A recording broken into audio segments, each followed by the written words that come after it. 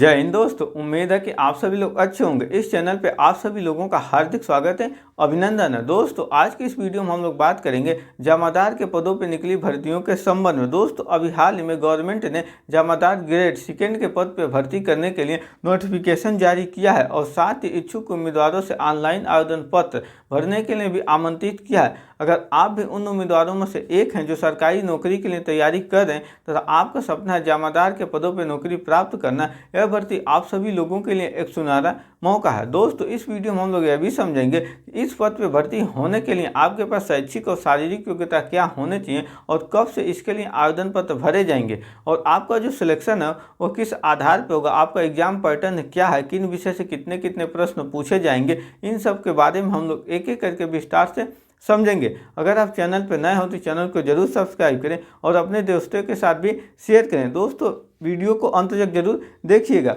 जो जमादार की यह भर्ती निकली है, मुख्यतः राजस्थान सरकार के द्वारा यह भर्ती निकाली गई, जिसके लिए ऑल इंडिया ओवरसीज कैंडिडेट आवेदन पत्र सबमिट कर सकते हैं। इस पद के लिए जो आवेदन की आपकी प्रारंभिक तिथि है वह 17 अक्टूबर 2025 से आवेदन पत्र ऑलरेडी भरे जा रहे हैं और यह चलेगा 15 नवंबर 2025 तक।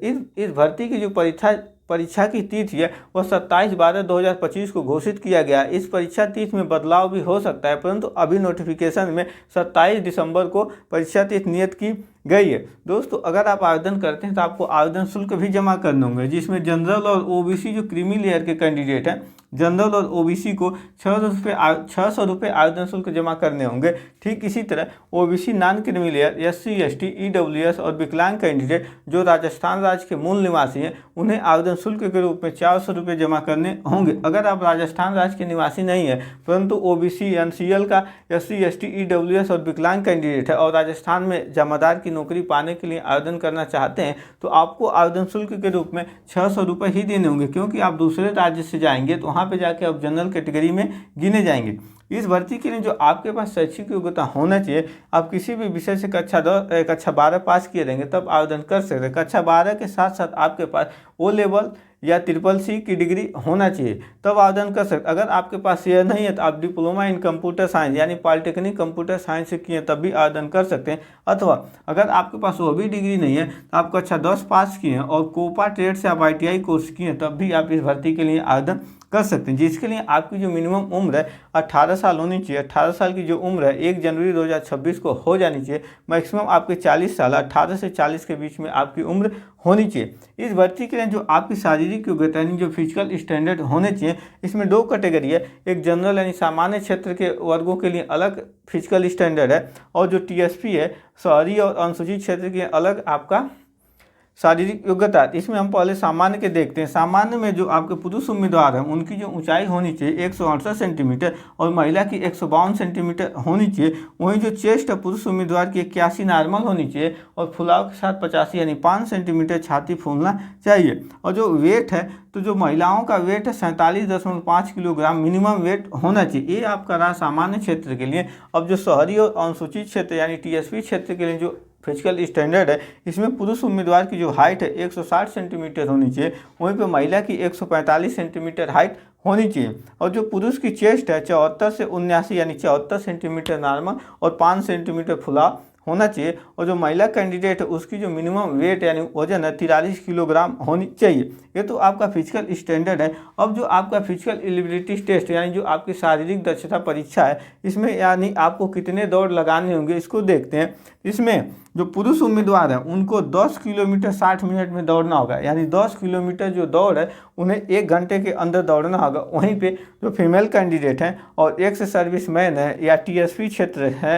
SC ST जो TSP के केवल यानी शहरी और अनुसूचित क्षेत्र के जो उम्मीदवार हैं जो SC और ST वर्ग से आते हैं उन्हें 5 किलोमीटर 30 मिनट के अंदर दौड़ना होगा। ये तो आपकी रही PST और PET के बारे में। अगर आपका इस जमादार के पद पर सिलेक्शन हो जाता है तो आपका जो वेतन होगा वो लेवल 5 का वेतन होगा और आपकी जो सैलरी होगी मूल वेतन 20,800 रुपये आपको मूल वेतन प्रथम माह की सैलरी मिलेगी। परंतु आपकी जो ग्रास सैलरी होगी लगभग आपको मान के लिए 35K से ही अधिक आपकी ग्रास सैलरी जाएगा। दोस्तों इस पद के लिए जो आवेदन करना आप चाहेंगे तो आवेदन करने के लिए सबसे पहले आपको के अंतर्गत आपको रजिस्ट्रेशन कराना होगा। तो आप सभी लोग www.sssorajasthan.gov.in इस वेबसाइट पर जाकर पहले अपना रजिस्ट्रेशन कीजिएगा। फिर रजिस्ट्रेशन करने के बाद लॉगिन करके आप इस भर्ती के लिए आवेदन पत्र सबमिट कर सकते हैं। दोस्तों अब हम लोग देखते हैं कि इस भर्ती प्रक्रिया में जो आपका एग्जाम पैटर्न है वो किस तरह का है।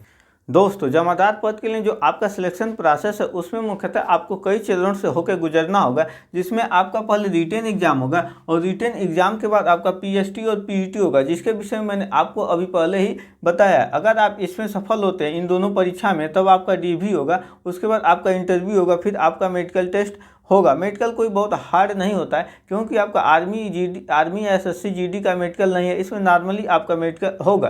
तो सबसे इम्पॉर्टेंट इसमें आपका जो भाग है वो रिटेन और आपका पीईटी या पीएसटी है। इसमें जो रिटेन आपका एग्जाम है, रिटेन एग्जाम में जो आपसे प्रश्न पूछे जाएंगे, कुल 100 क्वेश्चन पूछे जाएंगे और 100 क्वेश्चन के लिए आपको 100 अंक मिलेगा, यानी एक क्वेश्चन के लिए आपको 1 अंक दिया जाएगा और इन 100 प्रश्नों को हल करने के लिए आपको 2 घंटे का समय मिलेगा।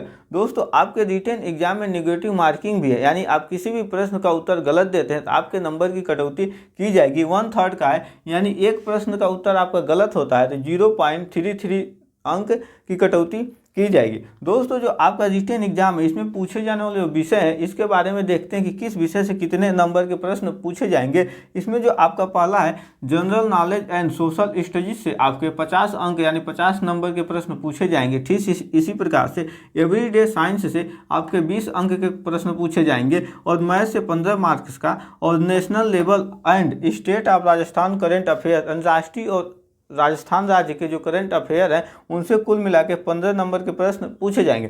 दोस्तों इस भर्ती का जो आपका सिलेबस है वो नोटिफिकेशन के सबसे लास्ट पेज में आपको सिलेबस मिल जाएगा, जिसमें डिटेल से एकदम टॉपिक वाइज दिया है कि जैसे आपका general knowledge and social studies से 50 अंक के पूछे जाएंगे, किस किस टॉपिक से प्रश्न पूछे जाएंगे उसके बारे में डिटेल जानकारी दिया है, जिसे आप सभी लोग डिस्क्रिप्शन में दिए गए नोटिफिकेशन के लिंक से डाउनलोड कर प्राप्त कर सकते हैं। आई होप आप सभी लोगों को यह वीडियो अच्छे समझ में आया होगा। मिलेंगे इसी तरह की जॉब रिलेटेड नेक्स्ट वीडियो में। जय हिंद।